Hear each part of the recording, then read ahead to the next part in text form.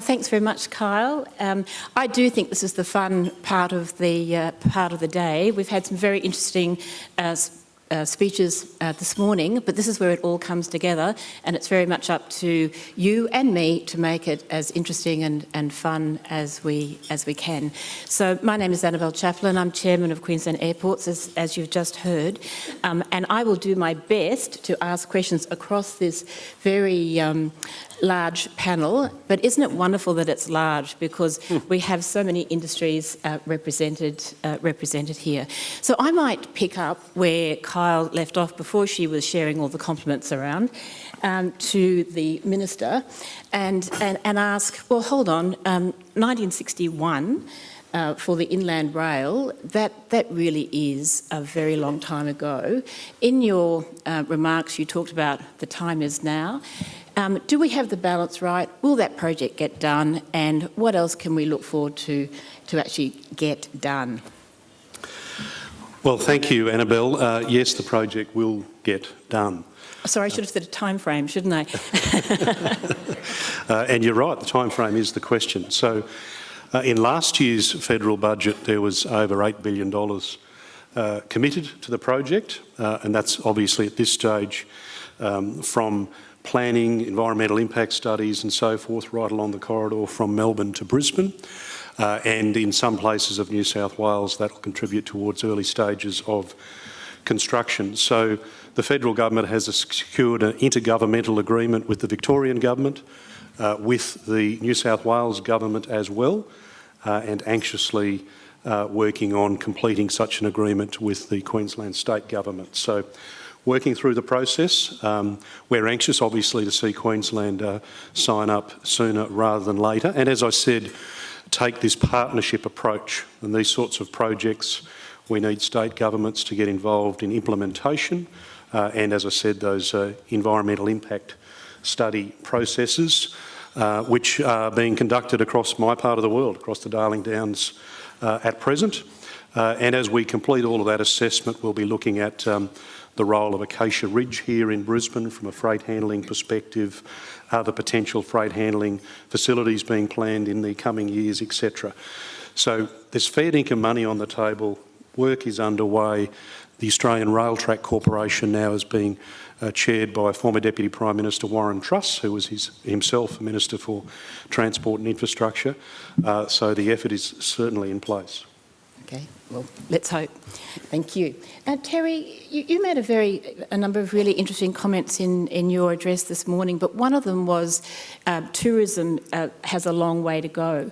When you made that comment, were you speaking from the perspective of, and don't we have a magnificent opportunity, or were you saying, which I think you might have been, that we've got a lot of constraints? And if you were referring to the constraints, for example, the succession issue that you spoke about and businesses not having scale, what do you think we can do as a community, not just rely on government, but what do you think we can do as the business community to break through some of those constraints?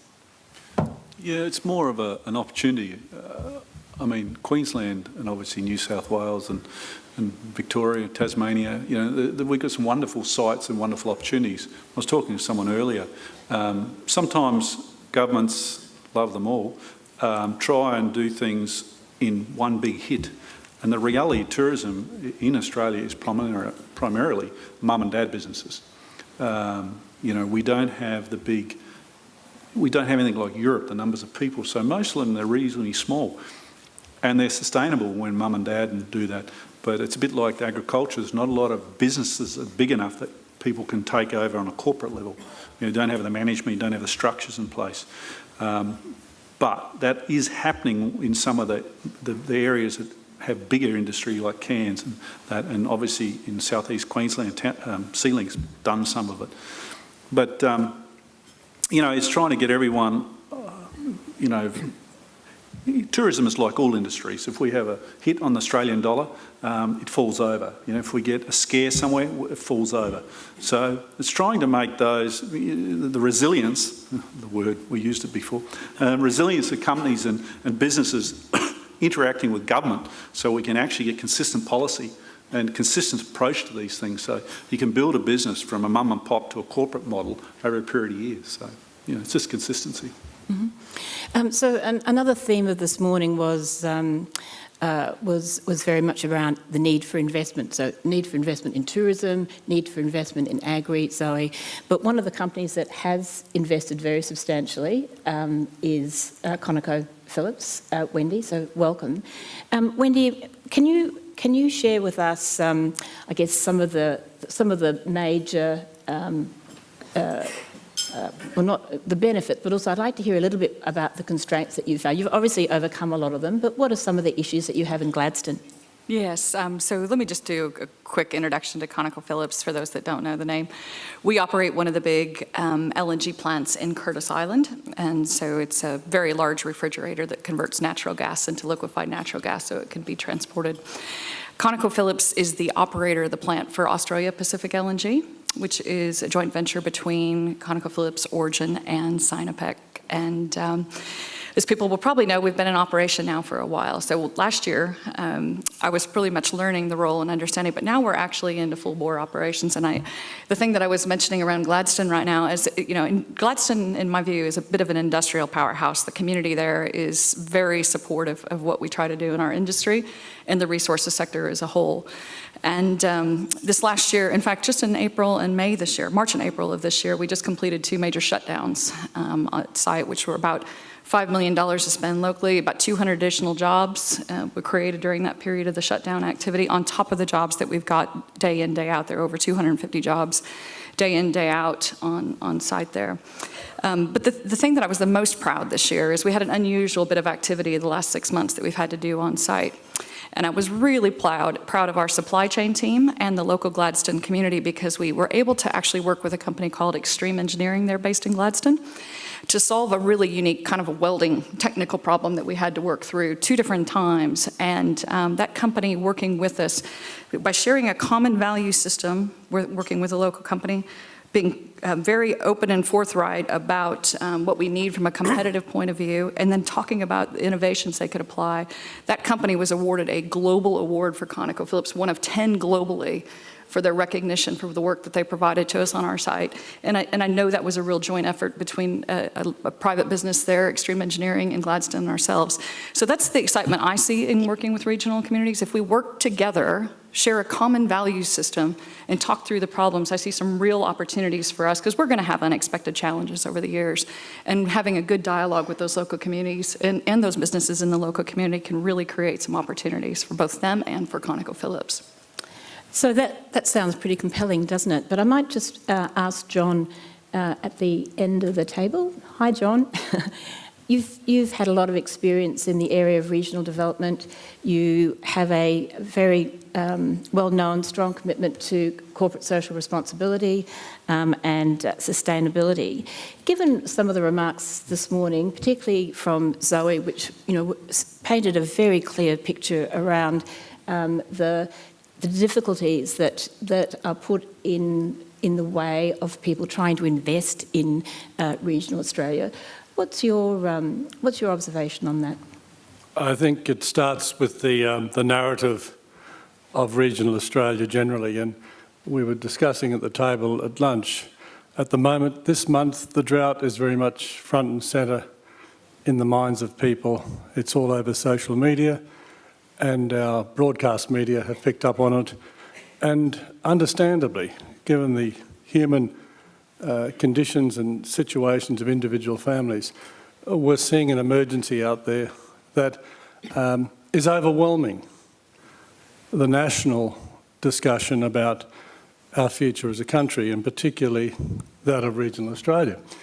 There's so much more to regional Australia than drought. It's an abjectly important issue, and no one, and least of all someone like myself who grew up on a farm and who knows what drought is, diminishes its impacts. But having said that, it overwhelms our broader discussion about life beyond the cities.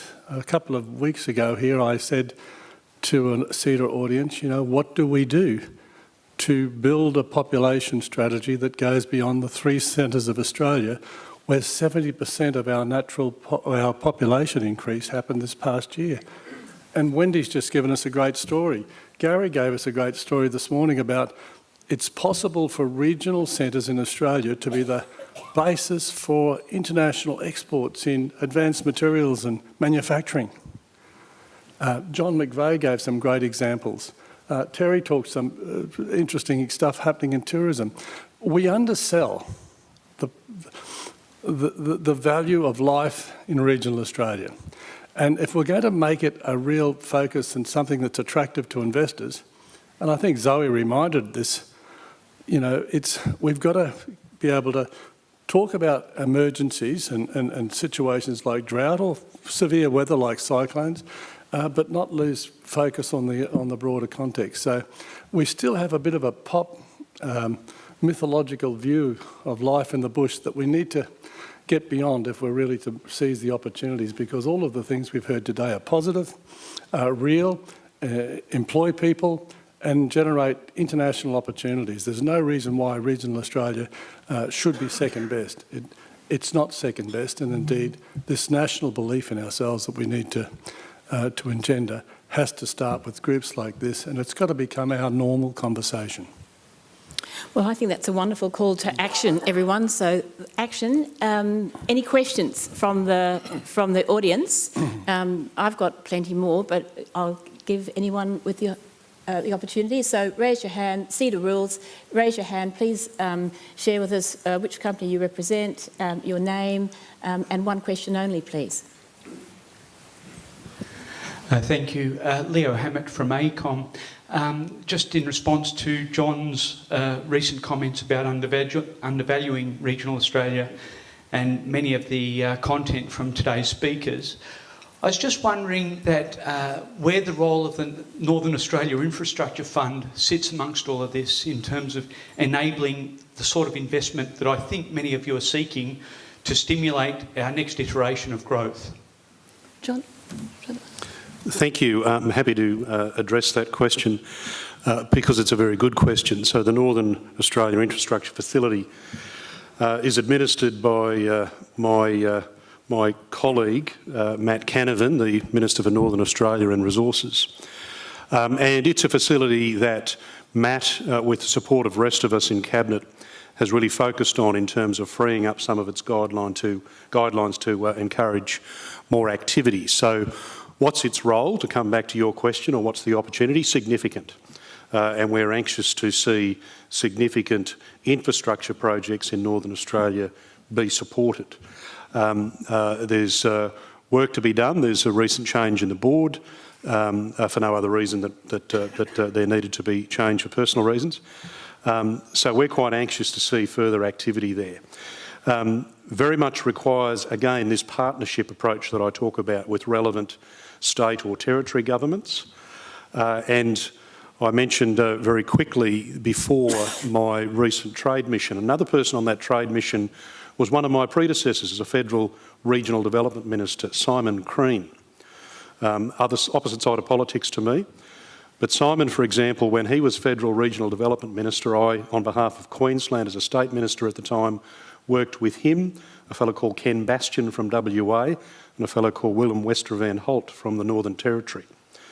And the four of us worked together very quickly for the time that our relative governments were in power on a range of infrastructure initiatives that I guess I was disappointed not to proceed at the time. So the opportunities are there from tourism, obviously from agriculture, resource, logistics, transport, and I mean this when I say Indigenous art and culture and tourism related opportunities.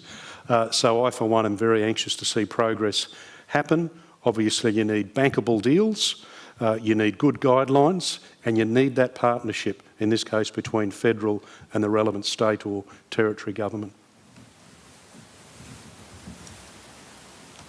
Okay, I will keep going while you think about that great question. Zoe, you spoke about you had some really fascinating stats around investment in agriculture and the opportunities to do more in that way, but that FIRB, the way that it's currently operating is not conducive to sort of large-scale investment from overseas. What are you, or what is Laguna doing with other industry participants or other organisations to persuade or to influence change, given that it would be so advantageous to Australia for that to happen? Yeah, sure. I don't think FIRB is necessarily putting anyone off. It's more just that the rules have changed a few times and it's just more expensive and more difficult and more time. That usually puts people off. It does put people off, but things are still getting through. The success rate of things going through FIRB is actually quite good. So at Laguna Bay, we are certainly lobby, I guess, is probably a bad word, but we come together quite strongly with a lot of the other fund managers in the industry. So we're involved in a group called the Corporate Ag Group, which has all of the fund managers throughout Australia, all of the big key players, and we get together quite frequently and work closely with National Farmers Federation, so NFF. So with some of the more recent changes that I did talk about, so the change in MIT tax rates for that is sort of proposed legislation, but it looks like it will go ahead. We sort of lobbied quite hard against that with our group, and we do join together quite strongly. But it is the like-minded fund managers that are doing that together. So not necessarily the direct investments, which is foreign capital coming directly into Australia. It's more the fund managers like ourselves. We tend to stick together and try to lobby from that perspective, which has been quite successful, and we've received really good voice with the government, I must say. Yeah. Thank you. Sorry. I just wanted to, thanks very much, Annabelle. The Minister just made a comment and it made me want to loop back to something in terms of different initiatives in these different sectors or different successes people are seeing in these different sectors for Indigenous Australians. So we've got 50% of Queenslanders living outside of the southeast corner. We've got very higher population of Indigenous, particularly Aboriginal, but also Torres Strait Islander people in regional Queensland in the north. And then, of course, right across the territories. So I suppose I'd like the Minister to just spend a bit more of a minute on that, and then perhaps any of the other panellists, Annabelle, who've got within their sector are seeing a good future, a better future. Thanks, Kyle. I'll mention the example of Tennant Creek. It's on the public record that the Prime Minister and some of my Cabinet colleagues were in Tennant Creek a few weeks ago, continuing to focus on the response to a range of concerns, economic through to social, and in particular, child abuse. And I just want to emphasise the planned approach, the linked approach. So the Prime Minister mentioned whilst he was there, he was thinking about Tennant Creek being a potential location for what I called one of our region deals. In other words, we politicians of all types of politics, across politics, at a federal and state and local level, saying, right, we're going to sit down, work on this one together, cut through the red tape. So the Prime Minister mentioned that. I can share with CEDA today that as Minister for Regional Development, I will be in the coming months announcing some trial sites for region deals, because I want to work off the Townsville, Launceston, Geelong, Western Sydney, Perth, pending Darwin deals, learn the lessons and get a really solid region deal approach. And I can share with you that with what the Prime Minister said a few weeks ago in Tennant Creek and me saying it now, it's a fair bet that Tennant Creek's going to be one of these pilots. That's not official yet, but you all know now. And it is simply working to bring all of the links together. So Greg Hunt, from a health ministry perspective, certainly from a housing perspective, and I've already met with the council there a number of times, talking about availability for housing for particularly Indigenous and others who want to work in that community given the opportunities, right through to family and social services, you name it. So I think when you've got a proper focus, an agreement between three levels of government that we're going to focus on this, you get some breakthrough. I know that from specific projects around the country, we're really trying to hone in on that. And this Indigenous example, to come back to your point in Tannant Creek, is going to be a very early cab off that rank. Just before we go to over there, what about you, Terry? Well, we run an operation to an island called Palm Island. I'm not sure if anyone's ever heard of it. It has been a bit topical at times. But many years ago, we put a proposal to the government to run ferries there. Up until then, they basically ran light planes in there irregularly. You had a couple of thousand people basically isolated on an island, and people expected their behaviour to change. And it was always a bit bizarre to me to think that you had these people locked up on an island with very limited recourse to anything in mainland, and you expected them to lead some sort of normal life. But we started running a ferry service up there, and I think we're up to 6 days a week now. And we ultimately would like to go twice a day. There's 2,500 people on the island. But over that period, we've been doing it for about 15 years, we've seen a dramatic change in Palm Island and the way the people react. It was a bit rough the first few years for a variety of reasons, but it's got a lot better in the last few years. And a lot of it's the schools come over on a regular basis. They interact with the other schools. The kids can come and go. A lot of the government departments come and go on the ferries. And so you end up with a community that's it's becoming more and more normalised. But I just make the point, you basically can't lock people up in isolated regions and expect their behaviour to be normal. Good point. Just a question there. John, I think we've met before. I'm the Mayor of Toowoomba. John, I note in your comments around the Inland Rail that you talked about Acacia Ridge. You did not talk about the Port of Brisbane. I was just wondering, there's a 38-kilometre bit there that was the common theme and discussion at the recent conference in Parks. Just wondering if you'd like to comment on that. Thanks, Paul. And yes, we have met.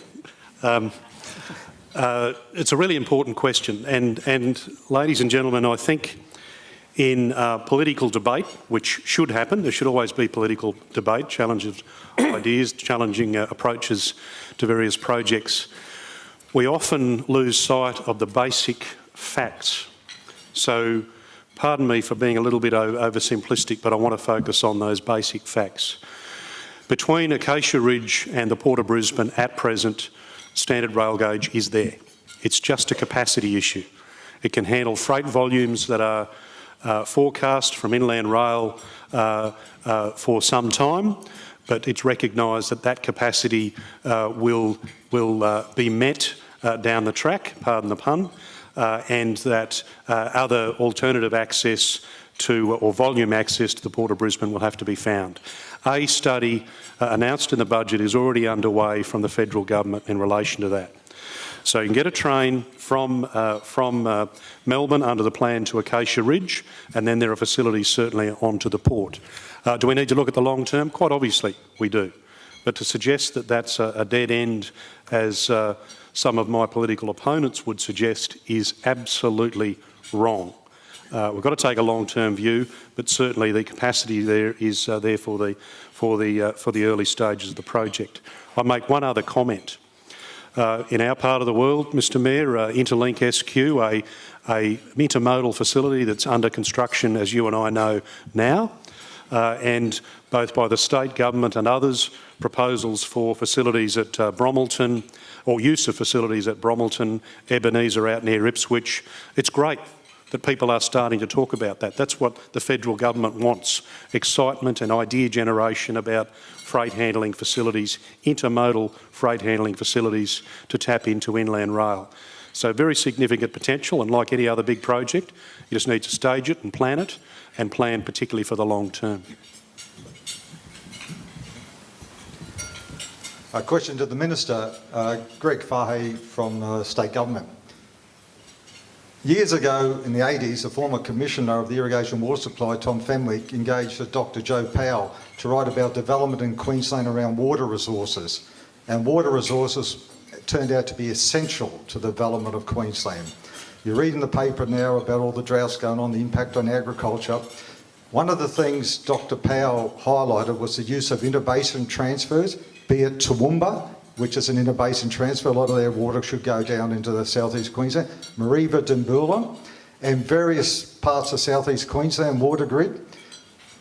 And now we have this situation in other states like South Australia, recycled water being used for a range of purposes in Victoria and in Melbourne. Can you highlight what the federal government's doing to encourage greater use of interbasin transfers and use of recycled water to continue the development of the state? Thanks, Greg. So, ladies and gentlemen, for the information of you all, Greg and I go back a long way, and we've participated in discussions about recycled water use, amongst others, for both irrigation and potable use over many years. Greg from a state government, a professional perspective, and me both in industry, an agribusiness background, council and state government. So an excellent question. So the federal government has a national water infrastructure program administered by the Deputy Prime Minister, Michael McCormack, and he is actively looking for projects around the country. Rookwood Weir at Rockhampton is a classic example of that, where I think the federal government and the state government have all but finally agreed on a way forward to get that project underway. Significant agricultural benefits there. But Greg's question came back to interbasin transfers and recycled water use for whatever purpose, I guess, Greg, is what you were getting at. So there's a history of looking at and funding and wanting to consider projects. A budget 2 years ago, so May of last year, 2 budgets ago I should say. Again, as you may recall, Greg, another $650,000 committed by the federal government to update that feasibility study that you and I were looking at all of those years ago for the potential benefit for the Lockyer Valley and maybe even the Darling Downs. And that project is well and truly underway. I'm looking for some updates from it as well, but underway with the support of the Queensland Farmers Federation. So 2 quick examples of water infrastructure projects being supported by the federal government. My final point is that droughts don't happen overnight. It was a point that John Cole was making at our table over lunch. And secondly, water infrastructure projects aren't developed overnight. So again, this long-term planning approach. Yes, respond to drought as we must right now. That's number 1 priority. But as John Cole was saying, also in the longer term future, looking at resilience strategies, farmers and their businesses, more drought tolerant beef cattle breeds, for example, and sorghum breeds and other grain crops, for example, the background that I come from personally, at the same time as longer term planning for water infrastructure, whether it's recycled, whether it's pipelines, whether of course it's agricultural or industrial use as well.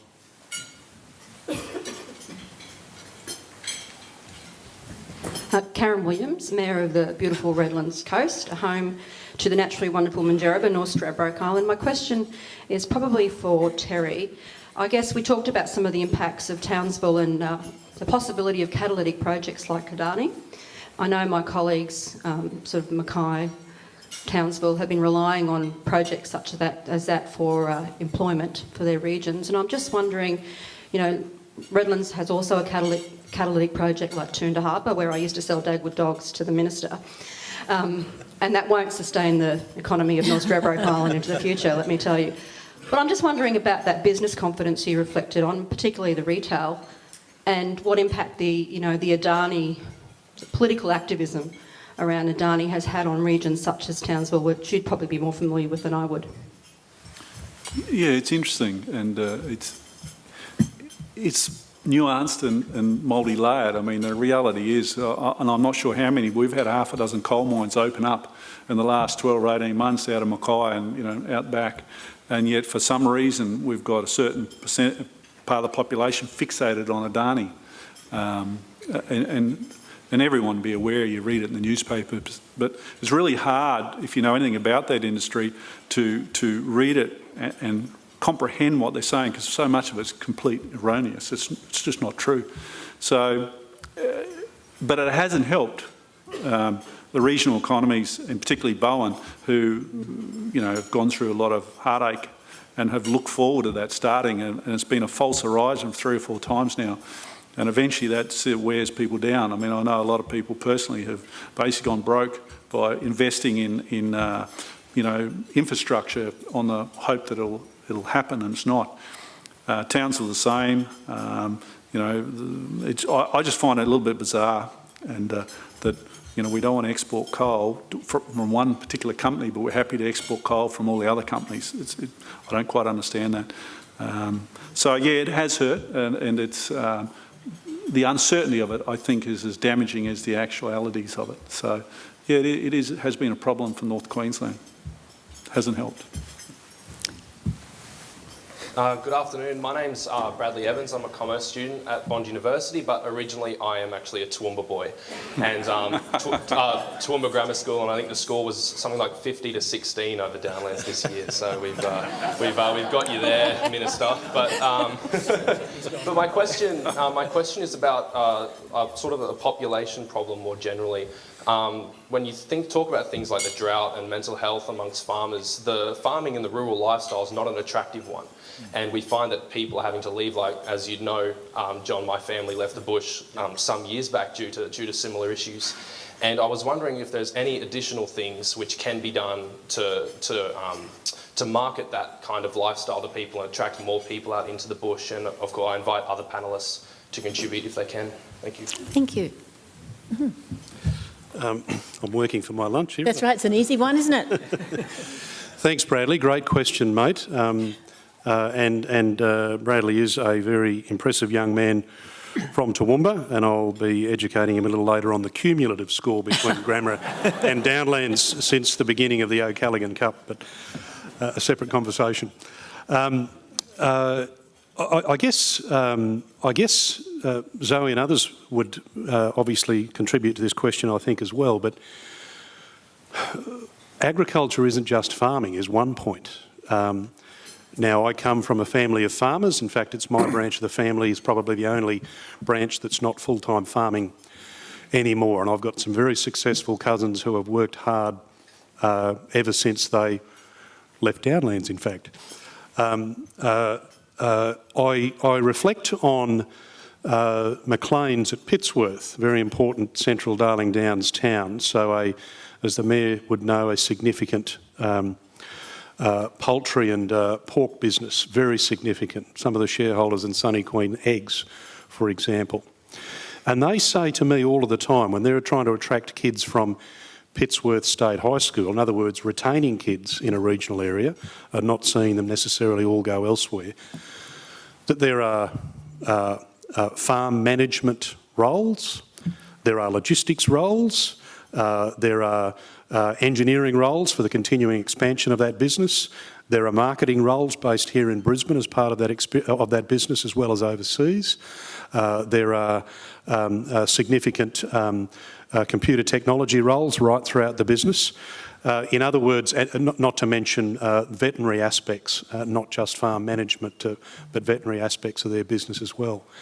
And I think that's the approach we've got to take in regional Australia to promoting agriculture, let alone our other significant regional industries, be it tourism, resources, and of course education and health as well. So it's a broader view. And again, we should, as a broader community, be focusing on drought at the moment. There's no doubt about that. Drought is a current crisis that we are dealing with. Who knows when it's going to rain? No one can make it rain. But we will get through this. We'll make sure we're supporting as many families who are in terrible stress as we can. But drought is not the permanent story of Australian agriculture.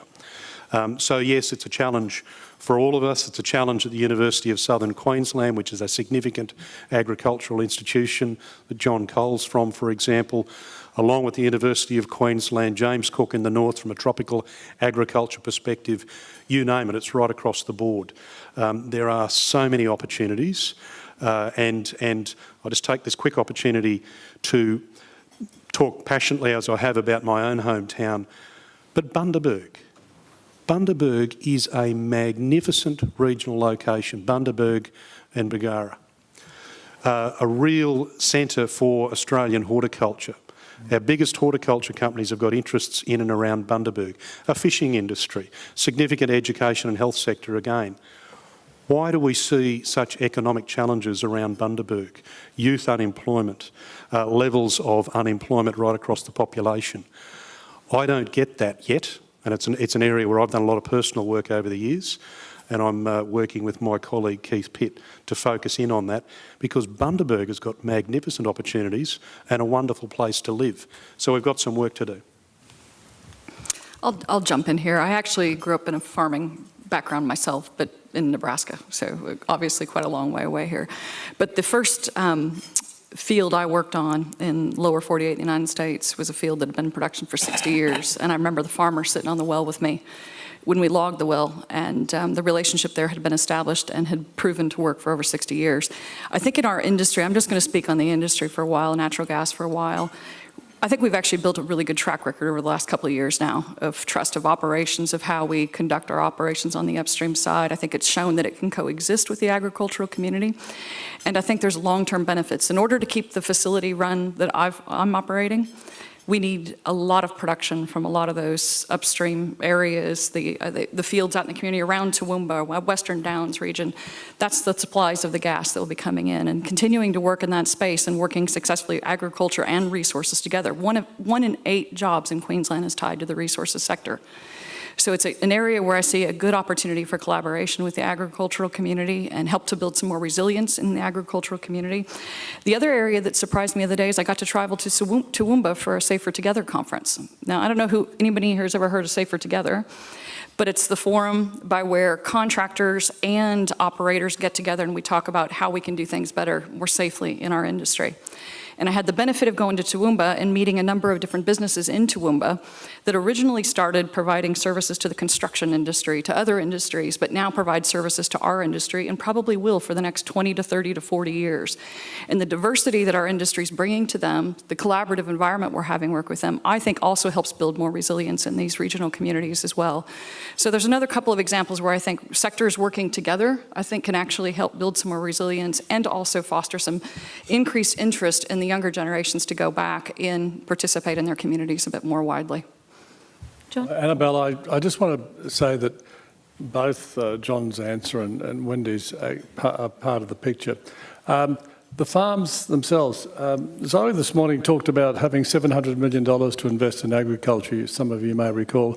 I think she also mentioned she had $190 million yet to spend.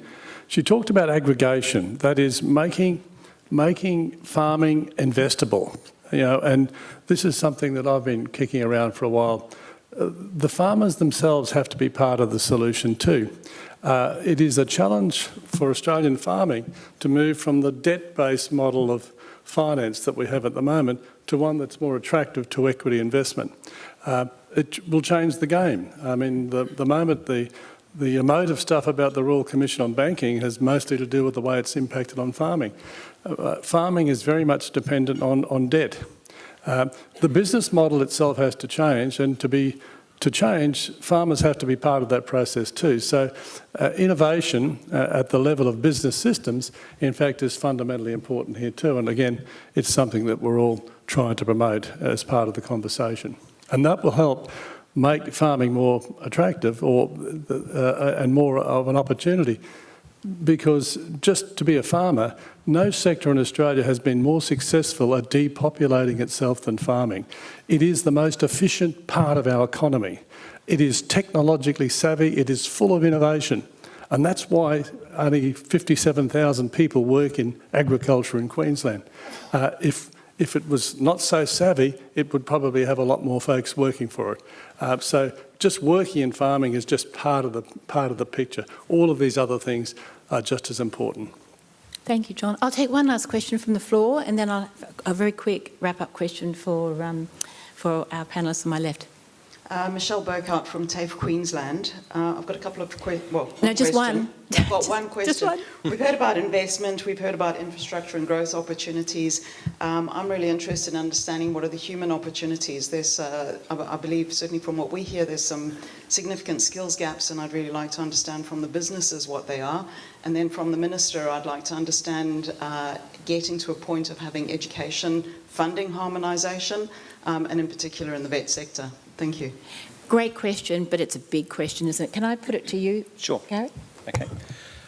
So let's talk about the challenge that Rheinmetall faces in Queensland over the next 5 years. Today I employ just over 200 people around Australia, roughly 30 here in Queensland and the rest in the southern states. In 2 years' time, I'll be employing 450 people, with most of those recruits here in Queensland. And in 5 years' time, I'll be employing 600 people. Today, we're roughly 90% professional, engineering, project management, general office staff, and 10% material handling technicians. In 5 years' time, it'll be 50% each way. So I need to now be planning for identifying those people that are leaving high school and are going to undertake a technical trade, and to satisfy 200 to 250 technical positions that I'm going to require in 4 to 5 years' time. I know that now. I know the cross-section of skills that are required: welders, surface finishers, painters, diesel mechanics, all the usual things that you would associate with military vehicles. But I'm also going to need electro-optics technicians and software coders and developers. I'm going to need complex systems technicians and testers. So very critical and bespoke technical trades that can only be fulfilled by vet organisations. I then also need to recruit 100 to 150 engineers across a range of disciplines as well. And then I take a step back from that, and right now I need to recruit 300 engineers in Germany. And so any engineers graduating from Australian universities, if you want to have an adventure overseas for 2 to 3 years, we're looking for you. So we know now that there is a need within our sector for these highly skilled advanced manufacturing trades and professions. And that's just within the Rheinmetall capacity. We also know that we're going to need exactly the same sort of footprint within those companies and small to medium enterprises around Queensland and around Australia, so they can build up their capacity to be able to undertake this work for us and other defence projects which are coming down the pipe. And I see that as an opportunity for us, because we can identify, explain and show what exciting technology and projects and futures there are, give people mobility within Australia, give people mobility around the world, give them a home to come back to.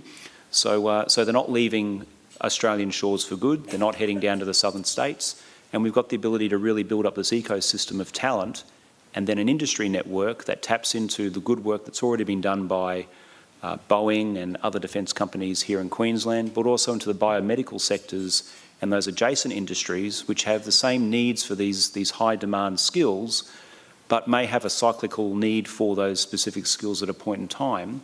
And then how do we connect those different industry sectors together to say, you have an engineer with the same qualifications that I need, but I need mine in 2 years' time. You have a trade qualification that I need in 3 years' time.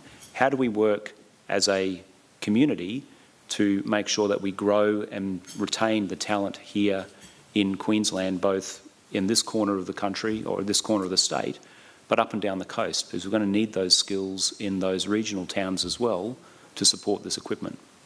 So I think it's a good time. I don't know how I'm going to do it yet, but... Well, to me, looking at everyone listening to you in that way, I think you've got a lot of support in the room, and an area that we didn't really get onto, ran out of time, is to, how do we set up those partnerships? How do we ensure that we leverage each other's investments for the better good? So There's only one person that I didn't get a question to. Chris, your perspective from aviation. Obviously, Queensland Airports has airport operations around the state. What's your take on some of the discussion that particularly Gary, Zoe, and Terry have been speaking about? Thanks, Annabelle. I thought I was going to get away there, but no, look, as I mentioned earlier, I think it just shows the importance, and you said it yourself, partnerships as well, the importance of working together. The airports provide that connectivity, but it's more than that. I think airports can be seen as an infrastructure asset, but they're a people asset. They're from a tourism perspective, it's meet and greets, it's farewells. From a business perspective, it's an important part of connecting those various industries and making sure the face-to-face experiences happen. So it's part of why, I suppose, when we look into the industries around the airports, we make sure we do know what's going on. There was discussion before about the impact of Adani or not, but there have been a whole bunch of other mining companies which have ramped up or commenced operations. It's a matter of understanding what's happening in education in terms of defence, not just in terms of the Australian space, but Singapore is such a big opportunity for Townsville in the future. So I suppose the takeaway for me is that while we've covered a range of different industries and parts of the economy, it's important for us in our sector to be across all of them because they all become a part of how we do business. Thank you, everyone. Kai, joining us. Thanks very much. Thank you, Annabelle, for moving us through the discussion and drawing out those extra comments from our speakers. I do think that the panel's the extra piece of the puzzle, and it's great also to have your questions. To our speakers, having you present today from those positions that you hold of both leadership and responsibility connects us well with the needs of your people, your customers, your workforces, your stakeholders, shareholders and your regional communities, to the impact of policy proposals and to Queensland's economic development. So please accept my own and all of our congratulations on all of you have achieved, our thanks for speaking today and our absolute best wishes for your work ahead. Thank you.